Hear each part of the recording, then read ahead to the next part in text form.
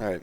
Happy early Thanksgiving to everybody. Appreciate y'all being here. Going to quickly recap Saturday's game, and then we'll get moving on to TCU. So Oklahoma State recap. Talk special teams first.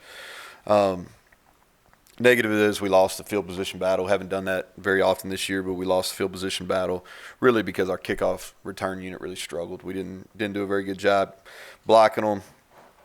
Missed several assignments on that. Credit Oklahoma State's kickoff team, but our return team did not play very well. Missed the field goal, and then we had several missed tackles on punt and kickoff. Some things we haven't done this year. Defensively, positive special teams. We had a 41.8 net punt, which is really good. Our punt rush really affected their punter. He had two poor punts, and I thought we put some pressure on the shield that affected that. And our field goal protection was much better. Defensively, overall, a really good performance. The few negatives, we had 0 takeaways. It felt like for us to win the game, we needed to get some takeaways. We had several missed tackles, and that's going to happen when you play a player of Chuba Hubbard's caliber. And really, we got fatigued in the fourth quarter. And some of that is because we don't have a whole lot of depth, defensive line and in the secondary, and those guys are, it's kind of a culmination, into week 11 playing a lot of snaps. But we definitely got fatigued in the fourth quarter. The positives defensively, 2.4 yards per carry, 89 total rushing yards. They were the 8th leading rushing team in the country coming into the game.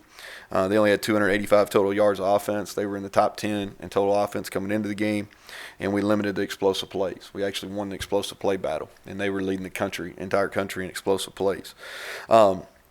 Offensively, the biggest negative, we just didn't maximize our red zone opportunities, and that at the end of the day, that was the story of the game. Continue to struggle in the run game. That is what it is at this point. We had 3 critical drops, 2 of them on third down, and another one that would have been an explosive play for us. Positives, we outgained them. We won the explosive plays. We had 0 turnovers, and we threw the ball. Our protection, outside the last couple plays was pretty solid, and we threw the ball well and caught it outside those drops. So some key individual performers. I thought these guys played really well. I want to make note of those guys. Special teams-wise, Josh Groudon had a really good day. Talked about the net punt. He kept the ball away from Stoner a couple times. And then Rex Sunahara is played really well. You don't talk about the long snapper as much, but he's actually one of our top pro prospects we have on our team, and he's done a great job all year and did a really good job on Saturday as well. Defensively, some guys I want to talk about. Jeffrey Pooler, now for 3 weeks in a row, has played at a high level. Josh Chandler played his best game since coming back from the injury midseason. KJ Martin played his best game as a Mountaineer on Saturday.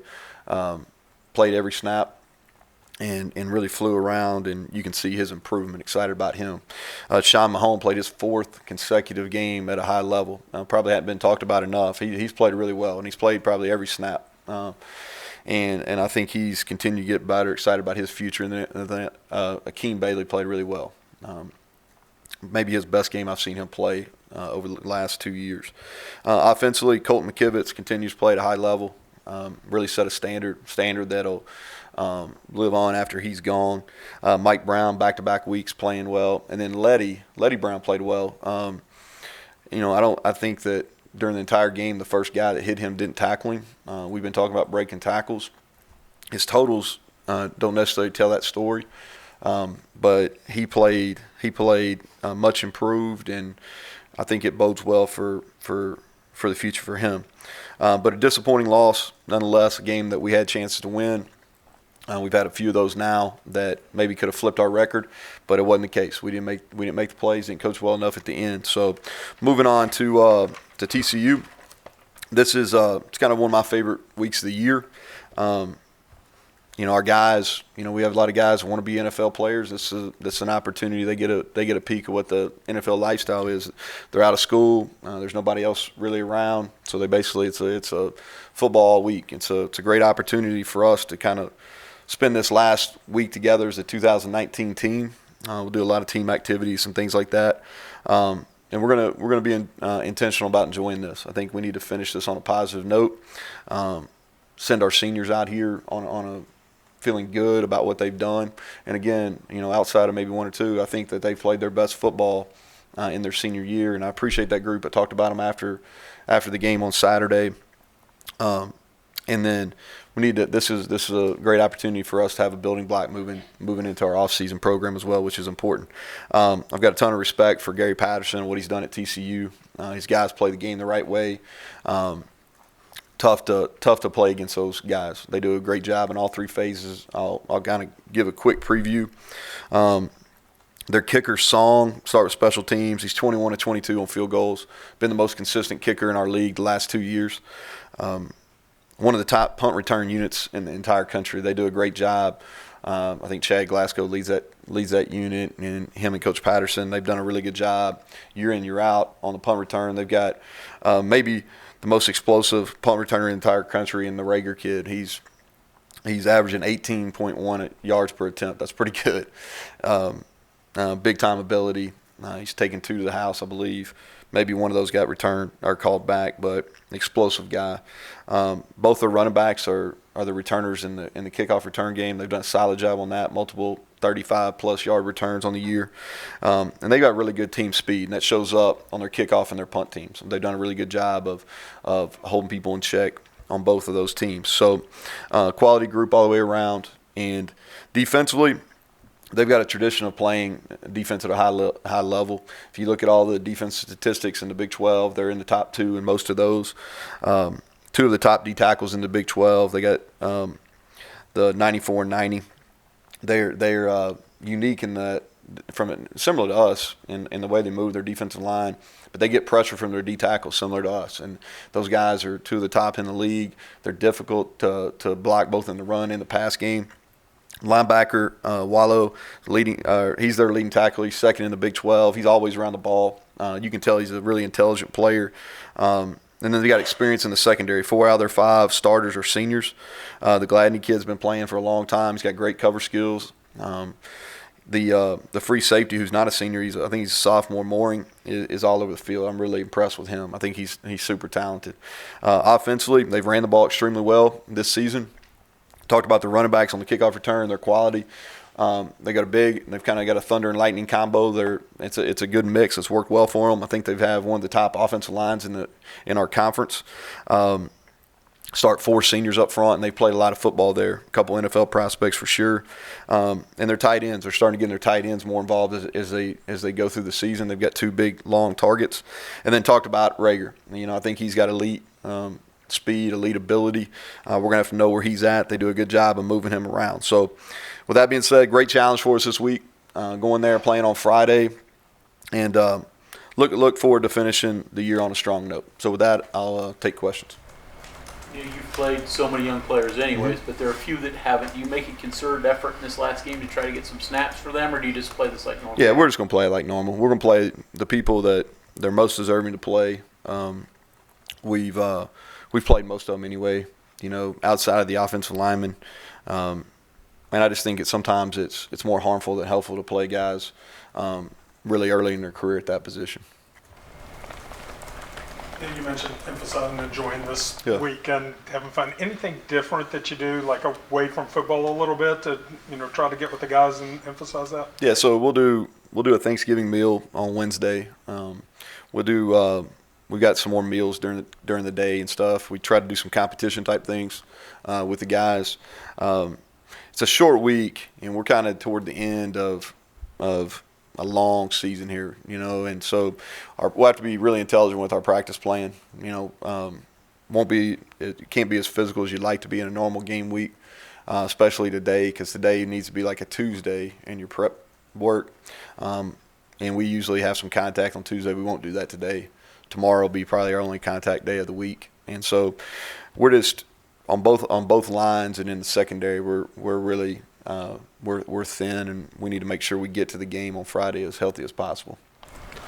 Neal, along those lines, that's something that you probably dealt with for a while. How much of I know what the word is, speed bump, I guess, just having practice numbers and having to shift things and manage for, I'm guessing, many, many weeks in a row. Yeah, I think it's a challenge. I think the way that college football is now, where we have a transient roster, I'm not sure we're probably not the only school that's dealing with it. We've had some injuries at certain spots that's made us extremely thin.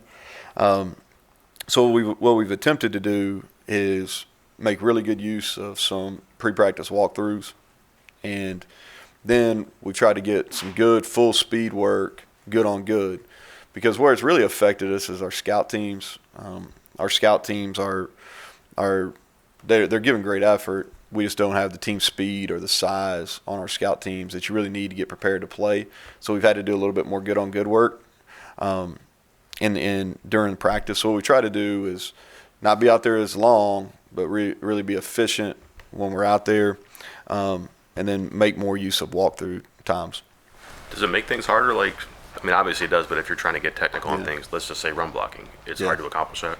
It is, because we get a false sense in practice when we're going against our scout team. And then it works well when there's a lot of carryover, Mike. So, like, let's say we're playing a team that's very similar to us offensively, then the good on good is quality work for both sides. When a team is significantly different, then you're taking away from one side's work. Does that make sense? But I think it's a challenge. I don't know if it's unique to us, but it's definitely been different. We've had to practice differently this season, especially probably the last 6 or 7 weeks of the year than maybe we're accustomed to. Motivation. Obviously, TCU has something concrete to play for. Yeah. What's the key to having that on this? Yeah, I think that we're trying to get better. If you look at it, we got most of our teams back for multiple years, and I think we just talk about this steady improvement that we're trying to make and finishing the year right. I believe our guys will show up and they'll play hard. Really the only issues I've had with our team is how we played early in the Texas Tech game, and so I don't know why this week would be any different. I think it's about two things as far from a motivation factor is sending the seniors out on a positive manner, and then having a point, kind of a building block going into our offseason, which is really important for us. Quantico, Raines, and Jordan Jefferson played a lot for you for most of the season. Haven't played really the last couple games. Situation with them? Yeah, so Jefferson has been beat up a little bit. Now he played 8 snaps in the game and gave us some quality snaps defensively. Raines didn't dress. I think Raines trying to figure out what he wants to do. I haven't talked to him. Talking about Rex, how nice does it feel to put a long snapper out there that you never really have to worry about? The thing that Rex does that probably is different is he really runs well. I don't know. I hadn't looked at the stats this week because it's on a short week, so I've been kind of scrambling. But Rex was our leading tackler on our punt team, I know, 2 weeks ago. That's unheard of. Coleman right there snapped at Kentucky. I think he had one tackle his whole career. But so that's really I think that really speaks to his athleticism. We're able to do some things on punt team because of his athleticism that other teams can't do. But he's been extremely consistent. He's going to play in a postseason All-Star game. I think he's got a chance to play, do this. Now, it's different as long as there are only 32 of them, in the NFL. But I think he's got a chance to do this post-college. Neal, has the Big 12 changed since you last coached in it? Yeah, I think from top to bottom, this league is I think it's tough week in and week out. You're playing 9 games. You play your conference games 9 in a row. I think there's all your road trips. There's some different challenges in all of them. I think the coaching is at a high level in this league. I think that there's some innovative things being done on both sides of the ball. I think the defenses are playing better. I think that there's a lot more emphasis on special teams maybe than when I was here last in 2012. But I think this is a challenging league. Somebody asked me on the teleconference last week, if you can make it through this league and you come out, then you're battle tested. Because I don't know if there's a week off. Along those lines, I don't know if you saw the scores last week, but they weren't very high-scoring games. You seeing a philosophical shift a little bit maybe with the way that the league's I playing? think it's a lot cyclical, really. I think there's some really high level defensive players in our league right now, especially on the defensive fronts. And if you go back and you look at those teams that are in the top of our league defensively, is they've got some difficult one-on-one matchups up front. I think the league's is officiated different too, and I think that's probably a factor in it. They're letting them play on the perimeter, as far as hands on the receivers and things like that. I think that limits your big plays. But I think there's some really good defensive coaches in our league. I think that there's some players, especially on the front, that are making a difference. I think all of it's kind of combined. On that subject, are you able to disclose what, or if you had a conversation with Greg Burks about? Yeah, no, I'm waiting on a call back. So I was hoping to do that before this, so I could kind of tell you what I got, but I have not. Yeah, you've seen a lot of sneaks, right? I mean, you see the two the other day. Oklahoma has one that's everyone's debating. Outside of a camera dangling above the line of scrimmage, is there any way for that to be? You have one of those. Yeah. You have one of those a lot. So to me, it's a glass plane. All right, it's a glass plane. So if the ball breaks the plane, it's a touchdown. I don't necessarily have a. I thought the crew the other day. I don't have an issue with the crew. I just don't know what replay's role is. That's the question for me, is where does replay fall into it?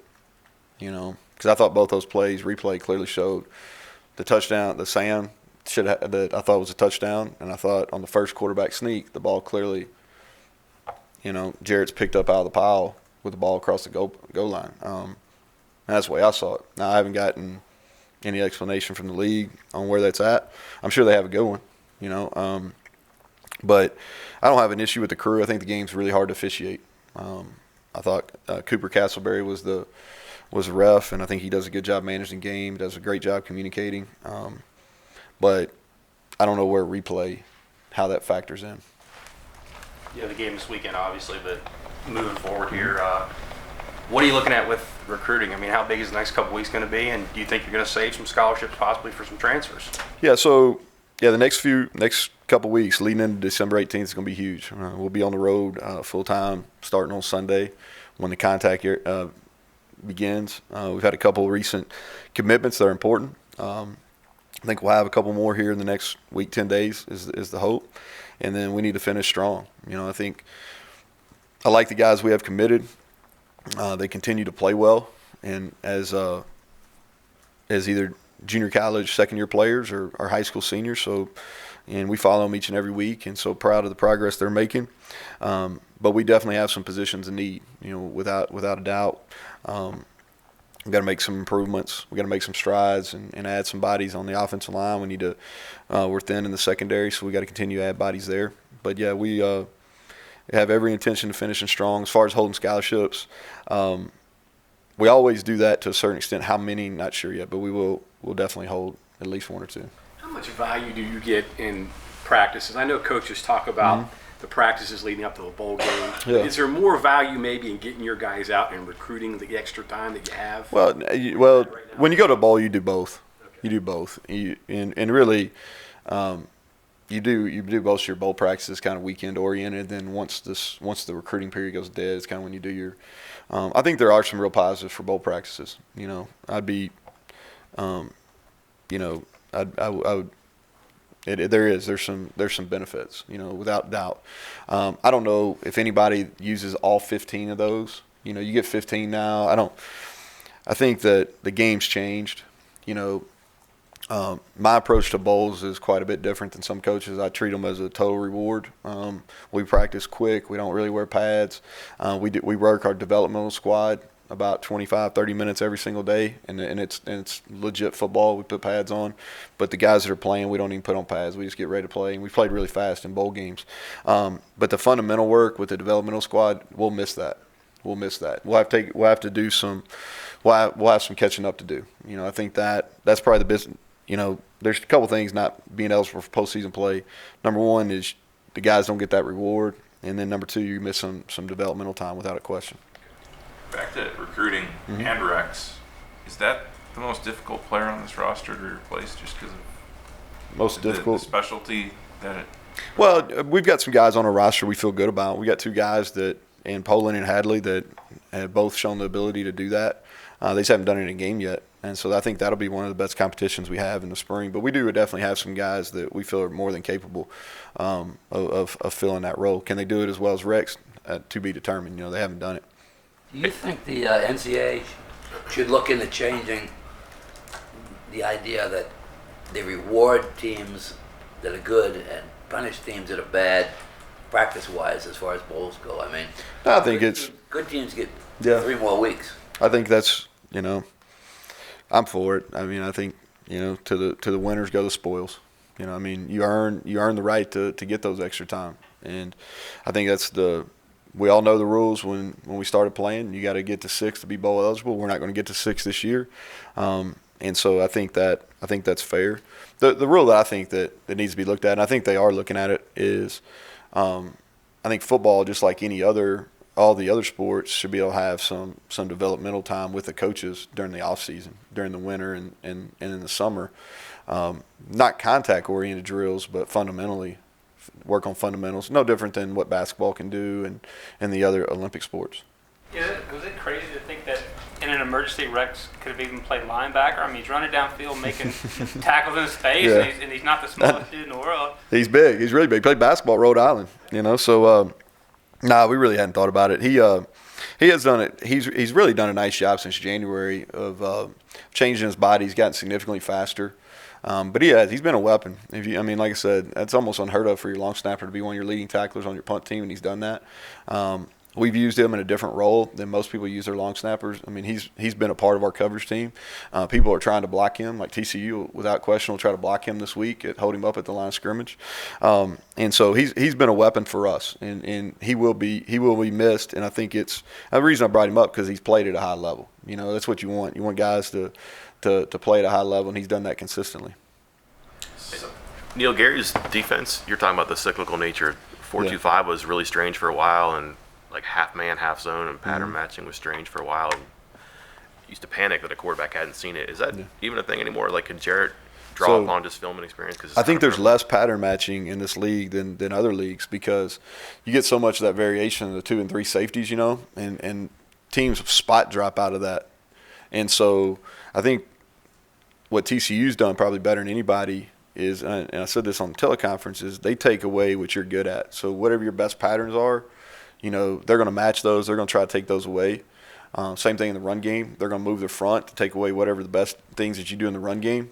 And they were definitely one of the first defensive staffs that really worked pattern match and worked these match coverages and things like that. And they've continued to do that. And he's always had 1 to 2 really good pass rushers, and they've always been able to cover man to man. And this year's no different. Gladney kid's special. They rotate the other side, but they've done a good job.